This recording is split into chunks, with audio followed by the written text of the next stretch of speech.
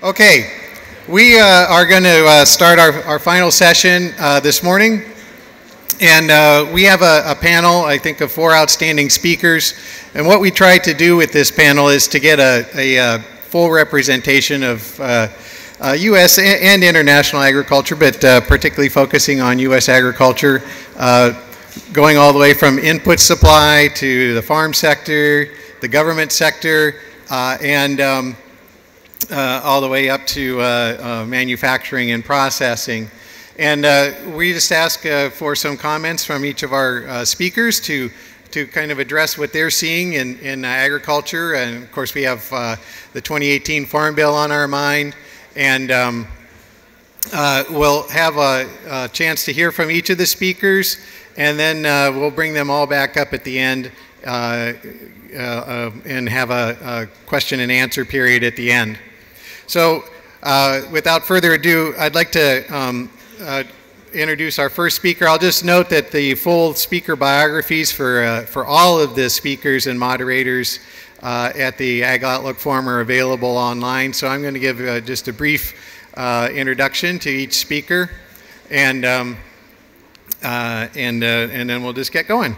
So I'd like to introduce our first speaker is Jim Collins from he's the Chief Operating Officer for the Agriculture Division of DowDupont, and he came from the DuPont Pioneer crop protection side of the business. He's an engineer, has been with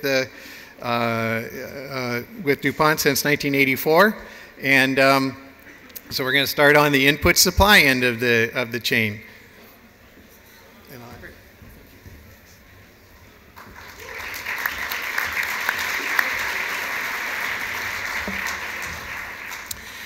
Great. Good morning, everybody, and thank you for this opportunity to spend a few minutes to talk about the merger between Dow and DuPont, the company that I've spent over 30 years of my career with, and certainly an industry that I love.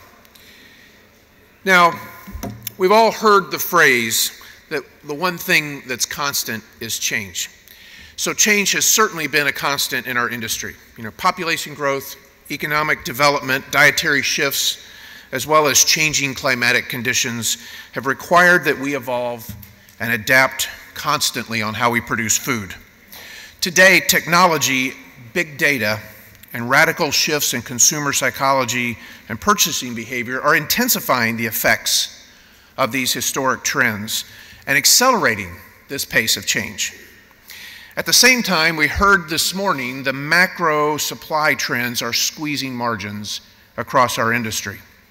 So for all of us in agriculture, these trends mean innovation is a requirement. It's simply not a choice, and it is essential to our survival.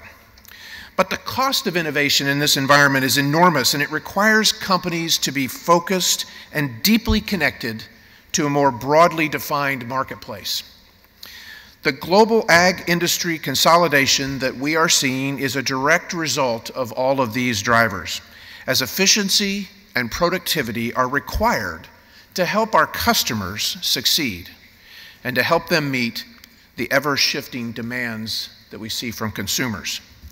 So hardworking farmers who, thanks to fertile land and modern technologies and policy frameworks that protect and incentivize us, are the most productive growers in the history of the world. However, our farmers can only reach their full potential with global agricultural trade policies that are implemented to ensure we have continued market access. So, we are taking the opportunity of the Dow-DuPont merger to build not only a new ag division, but a new kind of ag company, ideally equipped to tackle some of these fundamental changes and deliver benefits for both producers and consumers. So I'd like to share with you some of our perspectives on these changes and how we're building a company to provide sustainable long-term solutions and support for farmers in the U.S., but also around the world. So let's begin with the consumer. In the grocery store, in restaurants, online, consumer interest in food is at an all-time high. consumers are increasingly seeking healthier food through health, and even that healthiness is sometimes only defined by the individual. There's a growing demand for clean food with simpler ingredients, including naturally or responsibly sourced components, and without unwanted ingredients such as preservatives and pesticides. You know, some surveys, nearly 90% of consumers across demographics say they want to eat food that supports wellness, and they're willing to pay more for these products. And consumers say they're also making decisions based on value-driven concerns about things like GMOs and animal welfare and sustainability. These trends are increasingly driving food chain decisions. Consumers, especially younger consumers, are seeking authentic food experiences and actually seeking connections to the farm. There's been a dramatic increase in the interest in the sourcing of food products and growing demand for locally sourced ingredients. You know, lately you go to upscale restaurants and you see how they routinely tout the sources of their ingredients. You know, this was a trend that was started back in the 1970s at Berkeley, and now it seems to be mainstream. It also means that foods with higher quality sourcing and production narratives, in other words, this food was produced on a farm using a sustainable cultural practice such as conservation tillage, these claims are becoming more and more frequent and putting those types of foods in high demand. Consumers have access to more information now than they ever had, but they often lack the knowledge about the economics of food production. While people scorn pesticides, we believe the reasons they do so because they don't fully understand the link between crop protection and food safety and food security. Couple that lack of understanding with a lack of trust. In multinationals engaged in food, we find ourselves in the midst of a public crisis. Now, this frustration has driven consumers away from relying on the established institutions for information on diet, health, and food safety to some non-traditional sources. Today, 6 in 10 Americans get their news from a social media source. And there is a high level of questionable and unreliable information about food and food production in these sources. At the same time, activists have become much more vocal and much more demanding. Campaigns are often well-funded and well-organized, sometimes led by high-profile organizations. Social media allows an average consumer to voice complaints more easily and more broadly than ever before. Now, activists in the US are increasingly leveraging consumer concerns to influence public policy and food companies. For example, many use non-science-based requirements, the regulatory reviews of biotech traits, or arbitrarily lowering tolerance levels for crop protection chemicals as a way to slow innovation and deter investment in ag research. So as a result, expectations continue to rise for us to employ sustainable production methods, to reduce our environmental footprint, and be increasingly transparent about food production methods and our supply chains. These trends not only affect packaged foods, but affect farm outputs as well. Now, all of this is happening at a time when macro pressures on agriculture have never been greater. We heard those statistics earlier from the chief economist. Demand for nutritious food is growing dramatically as rapid economic growth worldwide is driving demand for more resource-intense diets. Food production, as we all know, will need to continue to increase by 50% by 2050 to feed the global population, which is expected to hit that close to 10 billion mark. And as we all know, farming is becoming more difficult. Climatic conditions and weather patterns are requiring that farmers hedge against the possibilities of extreme heat stress. Pests continue to develop resistance and traditional treatment activities. And of course, commodity prices are at a cyclical low as record global productivity has increased the carryover stocks for grains, oilseeds, and cotton. So even as global consumption and production continue to reach record highs, nearly flat prices are forcing farmers to find ways to increasingly become more efficient and more productive. Thriving in this new environment and addressing these mounting pressures are going to require two foundational elements: an even greater focus on innovation and the scale to support that innovation while operating as efficiently as possible. So to achieve that scale and the innovation it will allow, our entire industry is realigning and consolidating. Farm size are increasing as smaller farms are finding it more difficult to turn consistent profits. Distributors and suppliers are consolidating, with 6 of the 7 largest suppliers are engaged today in mergers. We are also experiencing unprecedented vertical integration. I heard an example the other day, a national distributor that was working on breeding a new variety of potatoes. They're selling directly those varieties to growers, providing those growers with the crop protection input services, then buying the harvested product from their growers and processing them into French fries that they themselves are turning around and marketing to food companies. They've even gone even further to formulate the waste material from that French fries production, providing it to a herd of cattle that they're producing under their own brand. As with the DuPont-Dow merger, it's part of this constructive consolidation that is going on in our industry. We've been moving full steam ahead to bring together the strengths of DuPont Pioneer, DuPont Crop Protection, and Dow AgroSciences to form a new company. We've already completed most of our work to reduce the overlaps in our operation and enhance our direct connection between the field and the laboratory, enabling what I believe will be a much faster and a more productive pipeline of research and development products. As a pure-play agricultural company in the future, we will be in a much stronger position to support farmers in their pursuit of increased yields through our innovative solutions. As a more streamlined and a more efficient organization, we're going to be able to get those solutions into the marketplace much faster. The integration we're doing has made me more confident than ever in the value that this intended company will bring to the ag community. Things like expanded product and service offerings with a robust near-term product pipelines in seeds, crop protection, seed-applied technologies, and digital agriculture. We're bringing together a world-class R&D set of capabilities, which will support ag innovation and some promising new technologies. We're optimizing our global supply chains and customer-oriented sales and marketing teams, as well as distribution networks. And we're putting together the best-in-breed team with strong experience and deep expertise in agriculture. Now, as a company, we are defining our space more broadly. It's more than biotech. It's also digital. It's about artificial intelligence. It's about applying biology as part of that science. We're also working to create a digital agriculture ecosystem to support information sharing.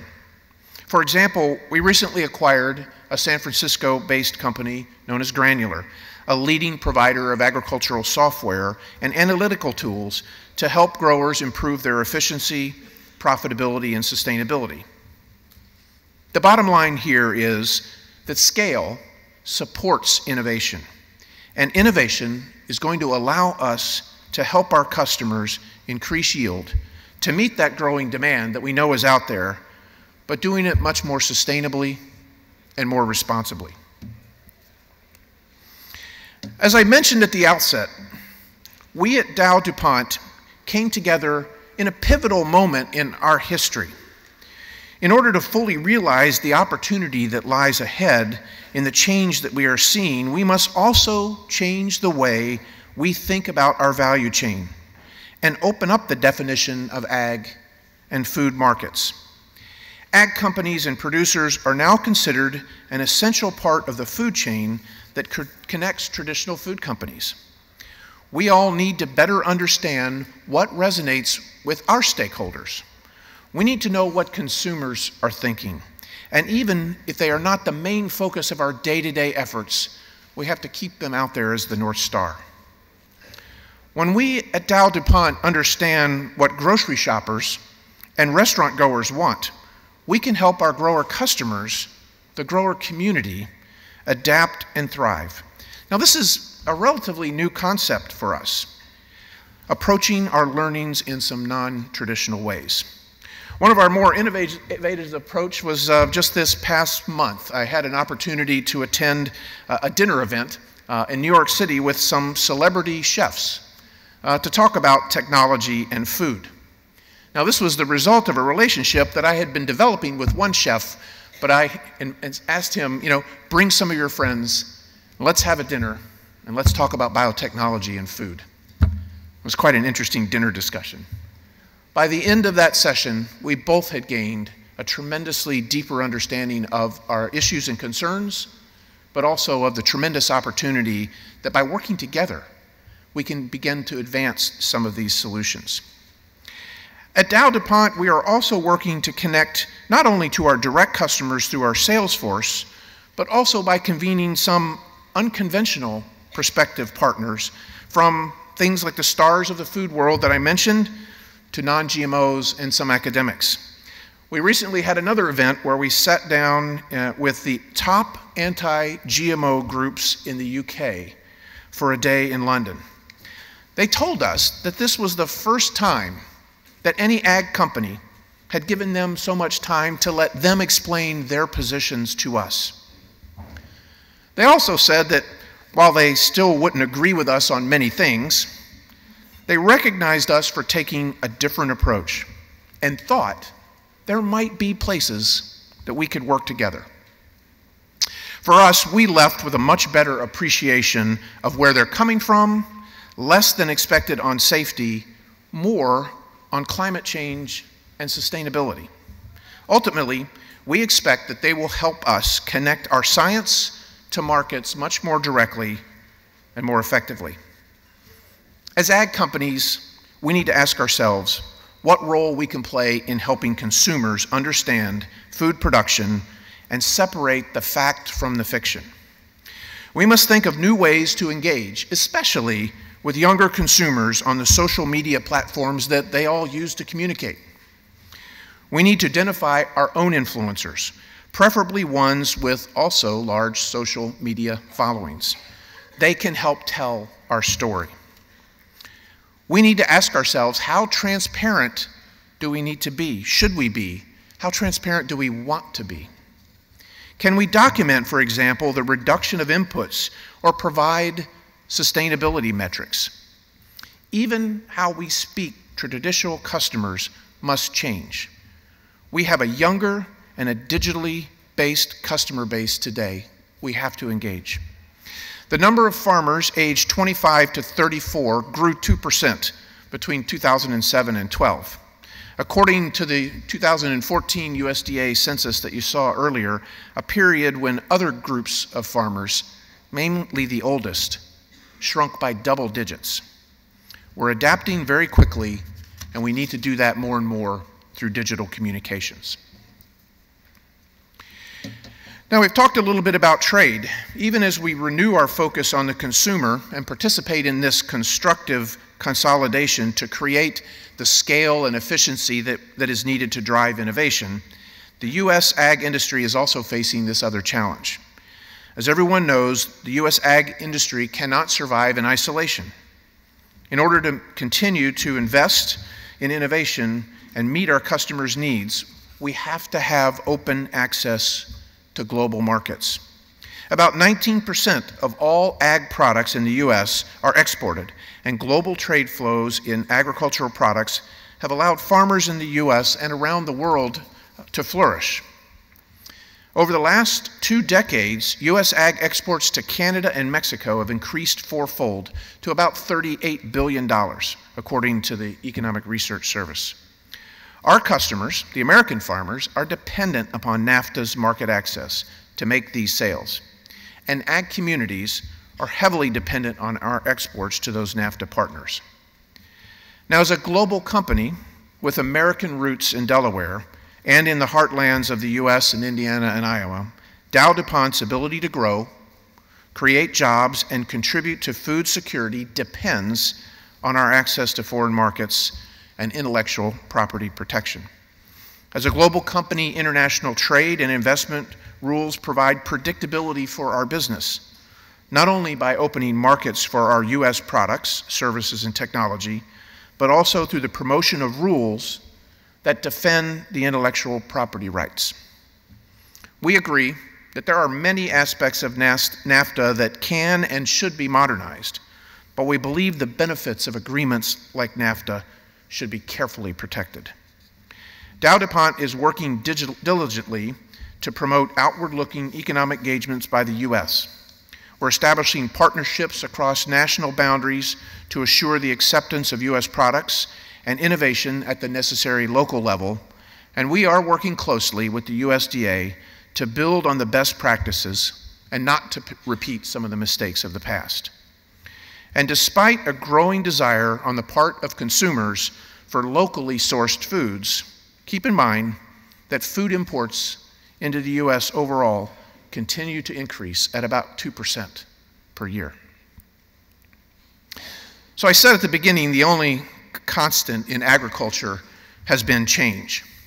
From unpredictable weather to shifting ideas about healthful eating to rapid technological development.